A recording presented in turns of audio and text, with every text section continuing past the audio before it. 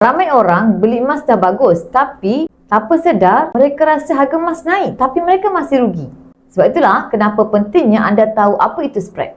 Kalau anda baru bermula simpan emas, wajib anda tahu apa itu spread. Spread ialah perbezaan antara harga anda beli emas dengan harga syarikat beli balik semula emas anda pada hari yang sama. Contohnya, hari ini 5 dinar ini sekitar RM12,285. Kalau anda jual semula pada hari yang sama, Public Gold akan beli balik sekitar RM11,302. Bezanya lebih kurang RM983 ataupun sekitar 9%. Itulah yang dipanggil spread. Sebab itu, kalau anda nak untung dalam simpanan emas, anda perlu pastikan harga emas yang anda beli dulu melepasi jurang spread tersebut. Maksudnya, lagi rendah spread, lagi cepat anda berpotensi melihat keuntungan.